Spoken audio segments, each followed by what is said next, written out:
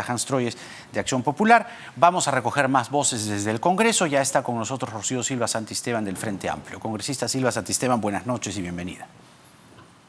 Buenas noches, Jaime.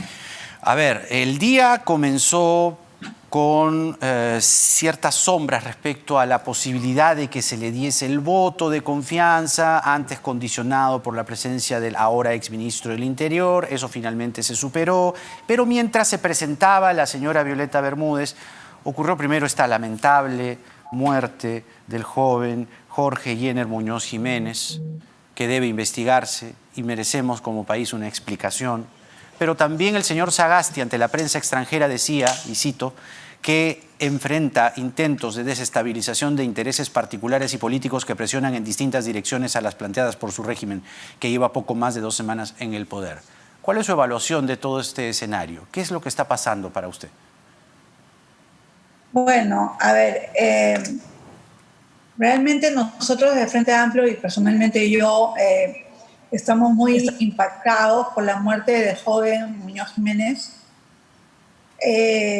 Y también ayer teníamos mucho temor de que este tipo de situación se pudiera dar en Ica, ¿no? Era por lo que estaba sucediendo en Ica, pero como tú sabes, Jaime, en nuestro país hay, digamos, diferentes zonas que son zonas donde se da la agroindustria y donde el régimen de la Ley de Promoción Agrícola tenía esta situación laboral en los trabajadores, ¿no? Entonces no era solo Ica, es La Libertad, Lambayeque, Piura. Entonces, algo que realmente nos preocupaba era eso. Por eso nosotros ayer planteamos que se incluya un proyecto de ley que proponía la derogatoria de la ley. Y es cierto, o sea, es un proyecto de ley, digamos, demasiado maximalista, pero para eso precisamente la idea era conversar, hacer un cuarto intermedio, plantear esta propuesta a la Comisión a la Comisión Agraria, a la Comisión de Trabajo, de Economía o de Trabajo, creo, y bueno, poder consensuar una propuesta de dictamen, ¿no? Que se viera ayer mismo. Pero bueno, lamentablemente el congresista Almerí de Podemos planteó una cuestión previa y entonces mandó todo a comisiones. Pero felizmente hoy día los parlamentarios, básicamente los voceros y sobre todo los presidentes de la Comisión de Economía, Tony Novoa y también el de la Comisión Agraria, se pusieron de acuerdo para que esta ley pueda ser revisada, ¿no? Hoy día, que es lo que usted ha estado conversando con el congresista Troyes hace un momento. Sí, ahora, pero respecto a estos grupos que el presidente Sagasti se refiere, intereses particulares y políticos que presionan en distintas direcciones a las planteadas por su régimen, da la impresión de que estuviera en un jaque, de que estuviera pasando por una situación política frágil, débil. ¿Usted identifica estos grupos? ¿Existe una real situación de jaque, de desestabilización que enfrenta Sagasti? Bueno, yo no diría de jaque. En todo caso, hay un gambito de reina complicado, preocupante. Ya. Sí, sí. Y sí, yo entiendo que es un gobierno, por supuesto, con dificultades. Yo no diría, digamos, débil, pero sí vulnerable, en el sentido en que es un gobierno transitorio, es un gobierno que ha surgido en esta situación terrible que fue la muerte de estos 2 jóvenes en Lima, de Jack Bryan y de Inti. Y bueno, en toda esa configuración, pues es un gobierno vulnerable, ¿no? Y por supuesto que hay intereses, o sea, sin duda hay intereses de que el gobierno no funcione bien. Pero lo que hoy día sí se ha demostrado, porque digamos, 110 votos de confianza en esta 111. situación, 111, perdón.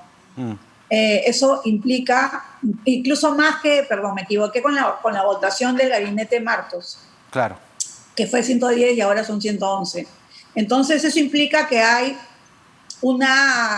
digamos, una seriedad de parte del Congreso de asumir que estamos teniendo una responsabilidad sobre la situación en estos momentos.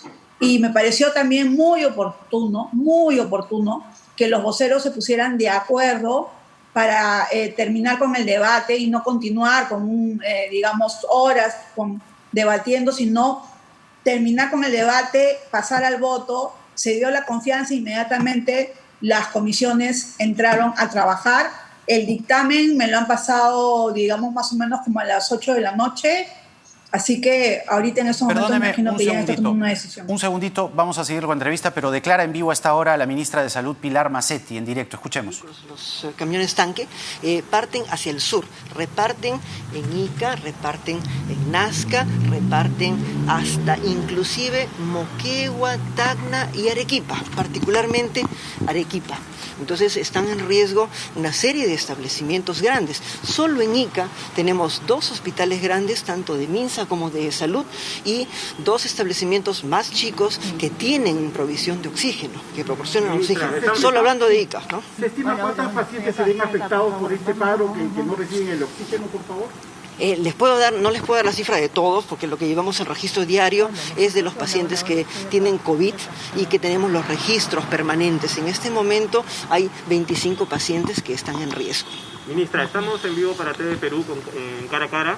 Coméntenos, por favor, hay pacientes, hay personas en medio de la carretera que necesitan asistencia médica. ¿Se está planificando su traslado, un tipo de abordaje por parte del Ministerio de Salud? ¿Y a qué otros acuerdos han llegado con respecto a esta huelga del agro? Con respecto a la atención de la emergencia propiamente, hay un sistema que el Ministerio de Salud ya tiene desde hace tiempo que nos permite coordinar. Nuestra Dirección de Emergencias y Desastres coordina con los directores regionales. Y, por ejemplo, el director de la Direza Ica, él mismo presencialmente ha ido con las ambulancias, han recorrido todo el camino y se ha hecho toda una ruta de evacuación. Son ambulancias rurales que pueden entrar fuera de la carretera, de tal manera que cuando haya una persona herida o una persona que tiene otra emergencia de salud, por ejemplo los ómnibus, hay niños, hay personas mayores en los ómnibus, para que puedan atenderlos con facilidad. Ya se ha hecho la ruta de evacuación, se ha movido a los brigadistas, se ha movido al SAMU y estamos alerta por cualquier emergencia que pudiera existir. ¿Cuántos pacientes han sido atendidos hasta el momento? En este momento, con cosas menores, han sido atendidos 18 personas. Con cosas menores, afortunadamente hasta ahora. ¿Cuándo se reactivaría la cuarta fase de la economía del Perú? Hemos hecho hoy día una reunión muy importante que nos está haciendo ver que en este momento, que estamos con relativamente menor cantidad de casos. Esas eran declaraciones en directo de la ministra de Salud hablando de una atención que se le va a dar a las personas que están varadas en Ica, pero lo que sabemos, congresista Silva Santisteban y a nuestro público en general, es que a esta hora de la noche se ha producido una situación que hay que informar. Se ha abierto el pase de los primeros buses de sur, o mejor dicho, de norte a sur en la Panamericana. Atención, esto está pasando en estos momentos en Ica. Vamos a esperar el reporte de nuestros periodistas desde la zona para conocer los detalles. A las 8 de la noche se realizó un bocinazo. Los buses, los camiones tocaron al unísono como si fuese un cacerolazo. Hágase usted la idea, haga una comparación, más o menos así. Todos tocaron sus bocinas pidiendo pasar, porque la verdad, respetando ciertamente el derecho de los trabajadores a discutir y lograr una mejora en sus demandas, había gente, y todavía la hay, que necesitaba lavarse, necesitaba ir a casa, necesitaba comida, necesitaba ir al baño, y en medio de una pandemia, ciertamente eso ya escapaba de cualquier pliego de demanda con una exigencia social de por medio. ¿Me explico? Ya la condición humana de la gente varada en la carretera no esperaba más, ¿no? No esperaba más. Entonces ya se ha producido esta situación. Y regresando para completar la entrevista con la congresista Rocío Silva Santisteban, viendo esta situación que poco a poco se va liberando, ¿Usted encuentra una, vamos a decirlo así, hay quienes hablan de infiltración, hay quienes hablan de grupos que podrían estar exacerbando demandas que existen y existieron? Es decir, esto no es nuevo. La situación de los trabajadores agroindustriales no es que se nos apareció ayer o esta semana, tampoco en el norte. Se anuncia también que en el centro se va a protestar, se va a realizar un paro provincial en contra de la concesión de Doerrán. Es decir, si uno mira las cosas en perspectiva o mira el mapa, tenemos el norte, tenemos el sur, bueno, que ya se está oxigenando, pero tenemos el centro. ¿Cuál es su evaluación de esta situación? Por eso le hablaba del término jaque. Bueno, yo francamente, cuando se dan este tipo de situaciones, Jaime, siempre se suele pensar que hay una mano negra, que hay una articulación. Tendría que ser demasiado bien organizado y demasiado bien articulado para que funcione. Esto yo creo, francamente, mi hipótesis es que ante las movilizaciones de Lima, que fueron tan contundentes y desde esa perspectiva victoriosas, porque renunció, ¿no? Manuel Merino renunció. Yo pienso que los jóvenes que han visto que esto se ha articulado a través de las redes sociales y que forman parte también de la gran población trabajadora de la zona agroindustrial, tanto del norte como del sur, pues lo que han hecho es, bueno, si a ellos les ha resultado, ¿por qué a nosotros no? Claro, claro. Porque además hay otra cosa bien importante, Jaime, y es que no sé si ayer viste que algunos piquetes en diferentes partes de Ica decían, no, nosotros no reconocemos a esos dirigentes, no los reconocemos. ¿Eso qué significa? Eso significa que no hay una dirigencia, o sea, estamos hablando de grupos que surgen en diferentes espacios geográficos. Como lo que pasó en Lima. Exactamente. Es muy parecido. Claro. O sea, estamos hablando de situaciones y de procesos muy similares. Y lo que sucedió en Chile el año pasado fue muy similar. Entonces, tendríamos que hacer un análisis desde una perspectiva más sociológica para poder entender que se trata de procesos similares que se cristalizan a partir de demandas que están embalsadas. Y que se ve que si a través de esta estrategia se pudo conseguir algo, ¿por qué no la voy a utilizar yo? Claro. Ahora, siguiendo con el hilo de lo que señalaba Sagasti, hay quienes también sostienen que los grupos que respaldaron la efímera presidencia de Merino estarían tratando de torpedear este gobierno de Sagasti para cobrar revancha. ¿Usted lo ve así? Bueno, quizás podrían intentar torpedearlo, no lo dudo, pero, por ejemplo, ¿a través de qué? A través de una huelga de hambre en la puerta del Congreso de unas cuantas personas que están diciendo que la congresista Mirta Vázquez, la presidenta, no quiere hacer caso y la amenazan de muerte. Bueno, ese tipo de situaciones que se están dando, pero que son grupos muy reducidos, ¿no? Pero lo que está pasando en Ica, lo que está pasando en Virú, en Chao, en toda la zona de todos los valles, ahí de Chicama, etcétera, lo que está pasando en Piura, en fin, el malestar que se está dando, no es algo que pueda estar articulado por un partido político tan limitado, ¿no? Yo creo que es otra cosa, pero precisamente, mira, si vamos a hacer caso a la teoría de la conspiración, va a perder el presidente Francisco Sagasti.